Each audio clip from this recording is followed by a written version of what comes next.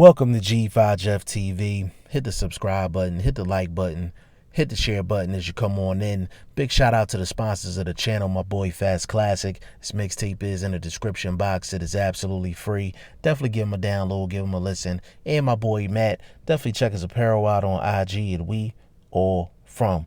Now this is the official breakdown and prediction video for Triple G, Gennady Golovkin, Mr. Big Drama Show himself. It's going to be trying to get an IBF strap versus Sergiy Derevyanchenko. This is a very good fight, under the radar fight, because the boxing world is just, it's hot right now. It's hot right now, but people are not talking about Triple G. You know, we still recovering from the Errol Spence, Sean Porter fight. And that's okay. You know, this fight is going down this Saturday, October 5th, 2019. New York City, on the Zone. For the people that don't have the Zone, definitely go get that. I'm not the type of channel, I'm not the type of guy that is pro one channel over the other. Like, I'm not pro PBC or pro DAZN or pro Top Rank or pro Golden Boy or pro Eddie Hearn or pro Frank Warren and whoever else you want to throw in there. I'm the type of channel, I'm the type of guy, I support any channel that's showing boxing, that's showing the sport some love. So I got nothing but love for Showtime. I got nothing but love for Fox. When HBO was up and running, I had nothing but love for HBO. I got nothing but love for ESPN, ESPN Plus app, DAZN, and any other boxing network. Hell, Facebook. Any app or channel that's doing boxing, I support it. You know what I'm saying? And DAZN does stuff other than boxing. So I like what DAZN is doing. You know what I'm saying? They're a work in progress. And they are having a fight with one of the guys that I like to watch the most, which is Triple G. Now, for the people that's new to the channel, official breakdown and prediction videos, I'm just going to keep it real. I am the best in the business when it comes down to predictions and actually breaking down how a fight is going to go. Usually what I like to do is I got a lab coat. You know, I put the lab coat on. I get in the lab and I start watching film of both fighters. And then I start breaking everything down. I've done that. And I'm going to give y'all what I came up with. Now, Triple G, we all know he's on DAZN essentially to get a third fight with Canelo Alvarez. And Canelo Alvarez is not really being supportive of that idea because he has a dislike towards Triple G. I respect that. Now, I think eventually they're going to fight because the money going to talk. You know what I'm saying? The money's going to talk. At the end of the day, DAZN didn't give Triple G and Canelo Alvarez a big contract for them not to fight a third fight. That's just the way business goes. That's just what it is. Now, with Triple G, it'll make him look more, attractive in terms of negotiations for a Canelo fight if he has a belt. Now, I think we all know he wasn't going to go anywhere near Demetrius Andrade. So the next best thing was going to be a vacant title with Sergiy Derevyanchenko. Now, Golovkin had a chance to fight Derevyanchenko before and he turned down the fight. Now, this time he's taking the fight because there's a belt on the line. And Triple G doesn't have a belt at the moment. So the circumstances is a little bit different. Now, Gennady Golovkin's last fight was against Steve Rolls, and that was on DAZN. And to be honest with you, Steve Rolls was doing some good things. He was doing some good things, and he had his moments early in that fight. And I think Triple G got Steve Rolls up out of there in the 4th round, if I'm not mistaken. I think it was the 3rd or 4th round. And he caught Steve Rolls with a shot that was a very awkward shot. Like, it was a hook, but the way he threw it was kind of on an angle, and it had kind of a downward motion to it. It was a weird shot. It was almost like a shot like Chino Maidana would throw. Like, it was a hook, but it was kind of just on an angle, and it was kind of like a chopping shot. But it just caught Steve Rolls, and he was in position to block. It was just the punch was so awkward, like a standard defensive stance wasn't going to block that shot. And you could tell Triple G was working on that particular shot. It was very precise, even though it was at a weird angle in terms of how it was thrown. But that's what got Steve Rolls in trouble. And Triple G is one of the best finishers in the sport. And he got Steve Rolls up out of there. Now, Triple G has changed trainers. He has the same trainer as Vlad Klitschko when Vlad Klitschko was fighting Jonathan Banks. And I think that's a good fit. I think that's a good fit for Triple G, Gennady Golovkin. I think it's just going to add different wrinkles to his game.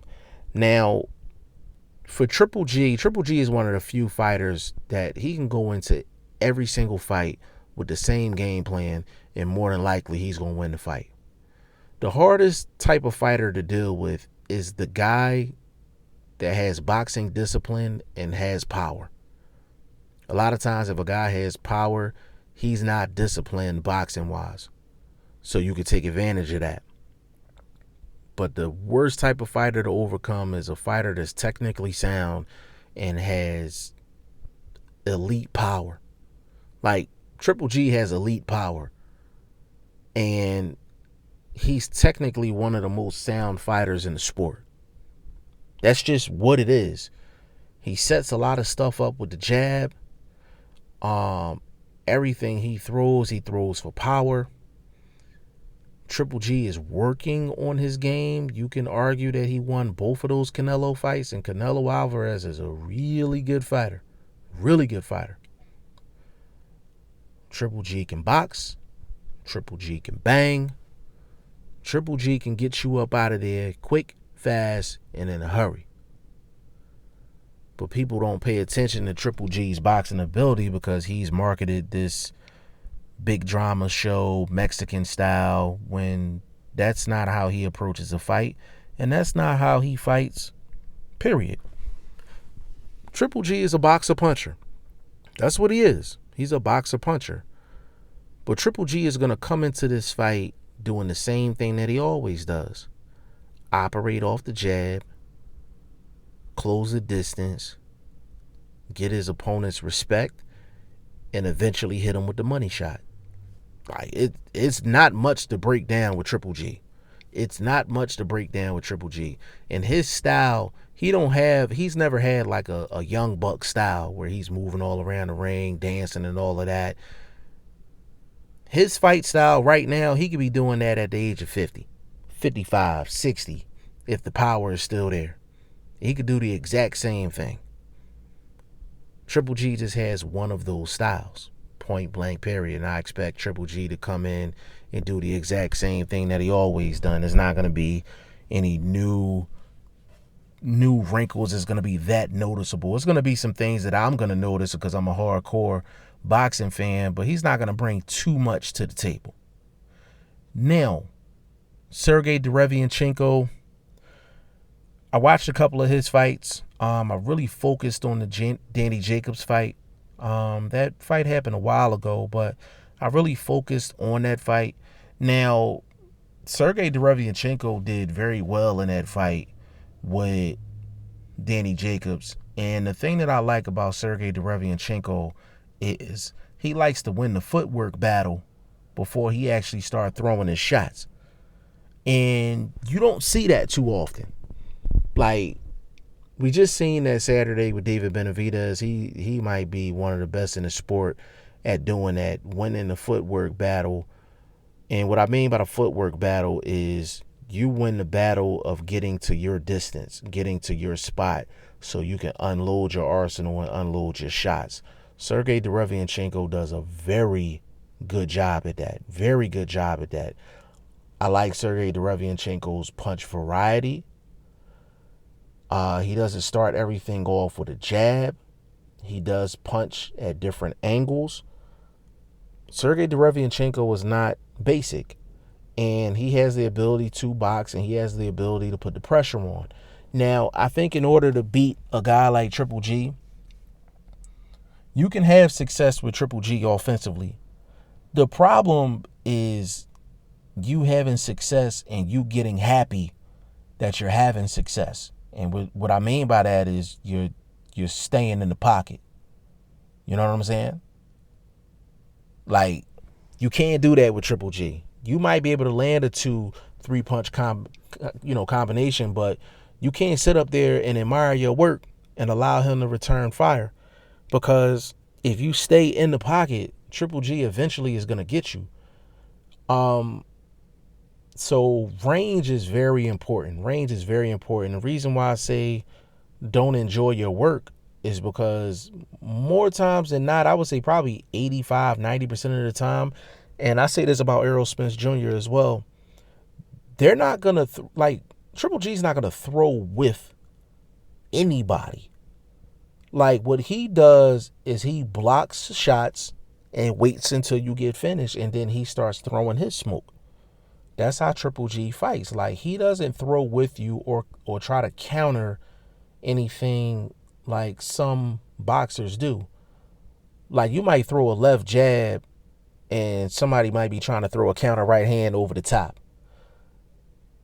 Triple G doesn't really do that. Like, you know what I'm saying? Like, Triple G has more of a style like, hey, I'm going to throw this smoke and we're going to see if you can handle this smoke. Like, that's how Triple G fights at the end of the day. And you don't have to worry about too many counter shots. So this breakdown and prediction video is not as technical as others. But for me, it's very few things that need to be broken down. For Sergiy Derevyanchenko, this is strictly, can you take Triple G's money shot? Like, that's the question for any Triple G opponent. Can you take Triple G's money shot? If he can't take Triple G's money shot, then you know what's going to happen. Secondly, if he can take Triple G's money shot, can he get his work in and get out of the front door without getting damaged? Can he get in the pocket, land 2 or 3 shots, and get out? Will Sergiy Derevyanchenko be disciplined enough to get to his range, throw a 2-3 punch combination, and get up out of there? And the third thing, Sergiy Derevyanchenko is going to have to hope he doesn't get Triple G at his best, like his A+ game. Like, when you're an underdog, you have to hope that the favorite is not on their A+ game. And I think that's going to play a factor in this fight as well. As far as Triple G is concerned, can he continue to dominate with the jab? Has he worked on enough things defensively to make himself less of a target against a Sergiy Derevyanchenko? Because Sergiy Derevyanchenko throws a lot of shots. And can Triple G back up Sergiy Derevyanchenko like he does the majority of his opponents? Because when Sergiy Derevyanchenko fought Danny Jacobs, he was backing Danny Jacobs up. But the thing was, Danny Jacobs was having him run into shots. That's not really Triple G's style. So Sergiy Derevyanchenko's style fits perfect for Triple G. I don't think Sergiy Derevyanchenko is going to be disciplined enough to get 2-3 shots off and get out the way. I think eventually Triple G's power is going to get to Sergiy Derevyanchenko.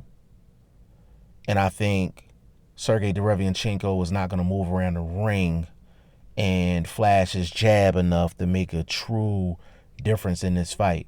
Now, Derevyanchenko is going to make it interesting. He's going to make it interesting.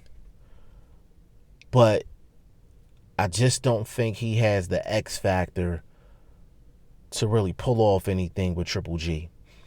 I got Triple G stopping Sergiy Derevyanchenko in the 7th round of this fight.